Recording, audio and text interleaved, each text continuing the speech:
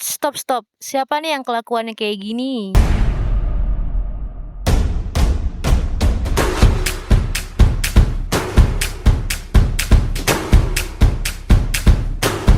Halo guys, Assalamualaikum warahmatullahi wabarakatuh. Balik lagi sama Aida Akmalia, mahasiswi Universitas Dian Nusantara. Balik lagi ke topik yang tadi ya. Coba ngaku dulu nih, siapa yang hobinya jadi wartawan mendadak?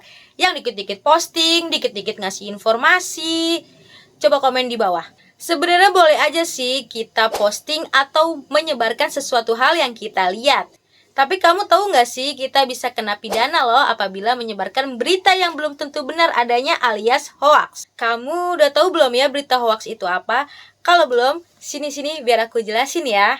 Berita hoax adalah informasi palsu, berita bohong, atau fakta yang direkayasa.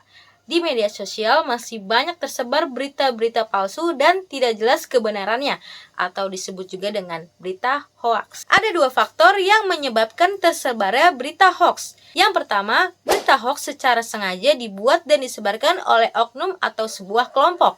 Biasanya, oknum atau kelompok ini sengaja menyebarkan berita hoax yang memiliki tujuan-tujuan tertentu.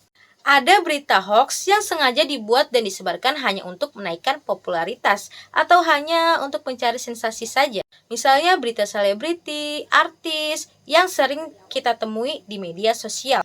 Ada pula berita hoax yang dibuat dan disebarkan bertujuan untuk kepentingan politik, yaitu dengan memfitnah lawan politiknya.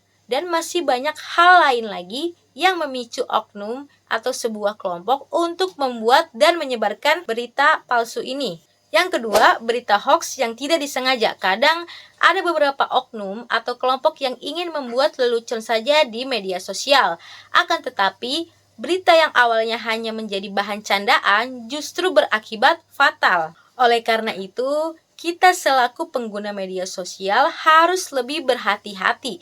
Jangan sampai apa yang kita kirim ke media sosial justru membawa kita ke jalur hukum. Apalagi kita sebagai Gen Z atau generasi milenial yang harusnya lebih pandai untuk memilih dan memilah informasi yang ada di media sosial. Di Indonesia udah ada loh undang-undang tentang penyebaran berita hoax, yaitu Undang-Undang Nomor 19 Tahun 2016 tentang Informasi dan Transaksi Elektronik. Nah, aku akan kasih tips biar kamu bisa membedakan berita hoax dan berita fakta di media sosial. Yang pertama, cek nama dan situs medianya. Sebelum mempercayai berita, sebaiknya kita cek dulu nih, apakah situs ini bisa kita percaya atau enggak ya. Seperti situs Kompas, CNN, dan situs terpercaya lainnya. Lanjut yang kedua, cek dari sumber-sumber terpercaya lainnya. Biasanya berita akurat pasti akan tersebar di sumber-sumber terpercaya. Sebaiknya dicek kembali ya. Yang ketiga, cek foto dan videonya. Bukan hanya dari tulisannya aja yang perlu dicek. Foto dan video berita tersebut juga harus dicek. Khawatir foto dan video itu tidak terkait dengan kejadian suatu berita. Dan masih banyak lagi cara membedakan dan mengecek kebenaran suatu berita. Jadi bijaklah dalam menggunakan media sosial. Tetap pilih berita agar kita tidak terkena berita hoax. Karena kalau kita kena berita hoax atau kita menyebarkannya lagi, kita bisa dipenjara loh. Yuk buat gerakan Gen Z anti hoax. Biar kita sebagai generasi milenial tidak mudah untuk termakan berita hoax. Komen di bawah ya, sertakan hashtag Gen Z anti hoax. Mungkin itu aja sedikit tips dari aku supaya kita terhindar dari berita hoax. Kurang lebihnya mohon maaf, semoga bermanfaat.